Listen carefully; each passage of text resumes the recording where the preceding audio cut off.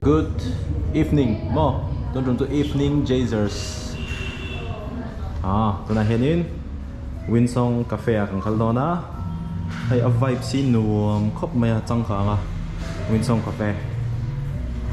Khahelai anula pa ni po. Than la na saluto ka ni. Voi na chonin Dibrugarh mizo zirlai songsong university chau. University chau mo. University mizo zirlai songsong te heta Winsong Cafe. Dibrugarh cafe nuam bera khanin and dine out. And dine out dona tutukang kal angan theng to Hold me close till I get up. Time is barely on our side.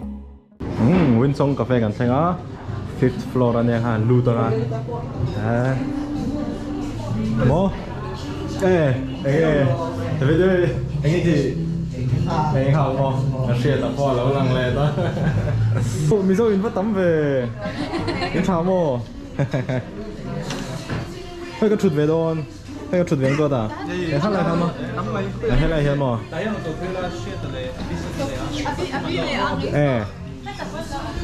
Hát lại hết mo có chút đâu? Không nghe share ta? Azung ta cái. Izay mizo kan om chuchu apa khabar pathum pali panga pro basari are to wasom sa bahat so ba mizo zirlai som pathum university ga no mani chu hebi water bottle te po fangai om ve tro do ta ngai chan ni soi lo la ro ngai chan chu soi lo meng kina introduction kan nei do ne amo ya cha em hey dor tangka ga tol kha ti taka ami ga tring pra thaum lo anh cái này vui ha khóc mày cái tiếng đó là cho anh tùy in đó con thịt dễ là ngay mà chân tụ tăng cả à bộ tôi là cho cái in tóc hạ thể đó sao xia ta đấy bị farm gì lại Zoe Zoe PhD thì lại nhá khai phái nữa cơ Kimi bị farm gì lại cho soma MSc Geology Geophysics là giám bùi PhD thì lại John Abhishek B-Farm gì lại anh ấy B-Farm gì lại Dota Dota hiện YouTube channel này á Vanlal's Journey thì này YouTuber này yeah cái shout out ngay mấy cái bạn tiền là không cho nên Chrissy anh ấy bảo B-Farm gì lại John số lại John đấy mà giặc thầy đầu phai đấy mà ông Amoya ini physical education John Winston ron bye bye sama ni po B-Farm zilai John nun pui tha la tu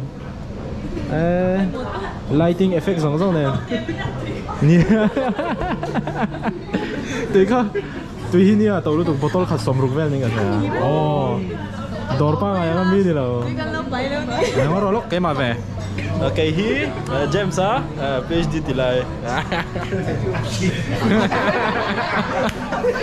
True long. Min sẽ lâu tới hành lâu phải thế. Ai thì lấy đừng đàn rộng ra mà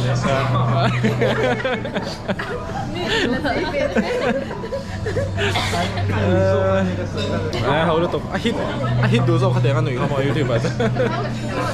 Đồ khóc máy. Thì khá in selfie kiểu rồi thì năng mà lại năng mà hay in selfie kiểu rồi khay in dum meg in ha thì in suit không khóc mày anh selfie đấy sẽ ta in selfie đấy nè được ta Vanlal's vlogger lúc này cha casino hình như mò là hello mấy thầy quá là con video lui về là lăng phô rồi mấy nè thay là dòng gió thế này mò ngay đeo cái này tụi mình về rất là anh ấy là Abhishek kita kan 2 minit ya ini saya sungguh tu kan anh ấy ta kan first year ya có thể về luôn thay là cái sao ơi thay là cái in thôi về là ai chụp tiền không mà senior rồi cái Dada thế hả? Dada này đi hả?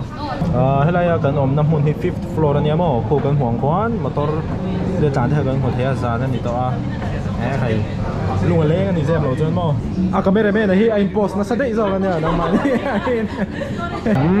tiền nào tới hồi tiền anh là tiền xíu tới anh là em về thì mấy khởi anh bây nó sẽ tập cho nên phone flashlight tên nào thế mà dàn cho nên flash đầu in tên đầu tiên khởi anh là nó sắc khóc mấy tôi mà mình làm về đồ xe lời rất tiếc rồi làm về Kamu flashlight kan inte vet du. Là nó sắc khóc mày nên đó là xe tiền mà những cái lẩu trong về mía là ấy nuông về khóc mày mà ngay thì ném tiền cái lời nạp về mày ăn mà nên mình làm chỉ tôi biết không tỏ gì đâu mà sẽ nuông khóc mày win xong cà phê hết rồi vibes về bỏ hi vibes big ngồi ngay này mà anh mua mấy tiền anh đưa tháo thế mà về tự gì Gil cái tay lâu. Gil cái tay lâu thôi nó ta. Nó cháo có gì à? ảo lẩu啥的，可以về đây có bằng họ GoPro. Welcome to my channel. Yo. Hey guys, this is boy. Tìm mất thi tao mà chứ. It's a boy. Bro, khẩn đẹp, it's a bro. Transition do. It's a girl. Hey, tonight here WC nhé. Mà sẽ bôi bề mày chú. Anh đối chú trăng cang. Mà sẽ san biểu lệ số chia rắn này lâu. Số chia lâu chú cái thế chắc gì đâu cái là mà. Oh, vong sạc có chung, anh đủ mà.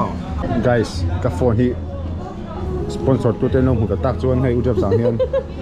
Nó sponsor về sáng từ anh ngày nào tỏ đó là vậy. People charger sponsor ngay. Cái bạn hiện tại hiện một charger lệ phone. Hey, aki to cái nó bắt được đấy. Biang ale. Oh, hey.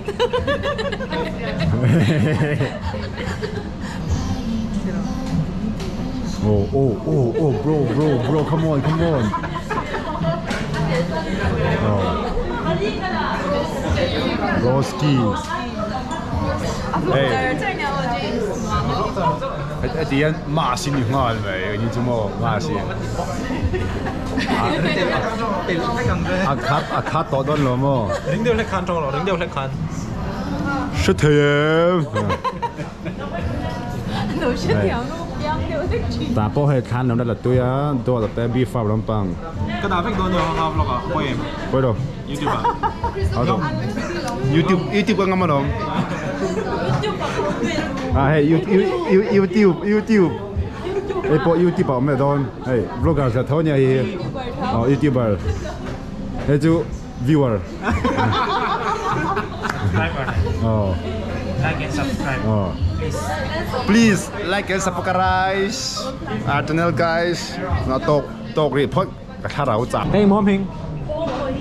Bố mọi đồ mà. Cho không một cái gì thì đồ khác. Oreo shakes. Mà tùy miệng về.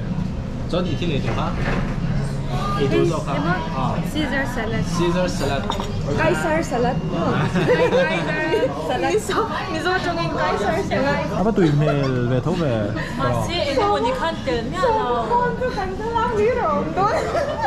Trong không một khác lại mi khá. Khác thì lại mi khá. Gram sọc hay về mà. Tùy miệng về thấu khá. Tùy ngó tầng. Apple, green apple mojito này chứ. Tùy ngó tầng. Mỗi lệ Winston này in thôi. Con voi rot spaghetti khá lâu mù lệ rồi. Nghe. Oreo shake. Barbecue chicken burger. Tùy miệng và. Có xôi phía rồi. Camera pula. Coffee. Coffee môi. Cappuccino không? Mỗi tết thịt hi. Steam rice đấy. Shanghai chicken. Shanghai chicken. Anh ấy xây đồ tên này em. Comment hẳn pek rồi đây. Zum tu vang khóc. Hey, barbecue chicken pizza. Cái này đồ chín á. Mà nào chọn? Tôi nào chọn bao nhiêu là white tan này. Wow. Nam sắc bao nhiêu heo? Tao tao tùy mèo khóc mày. Anh mình tuyên nam sắc đó. Nè. Sprite. Mời Sprite. Sprite cái tỏ là cái tiền mà xe cái tỷ lệ. Special occasion đấy lắc mà. Cheese garlic naan. chicken butter masala. Ito na, model, slow motion tour.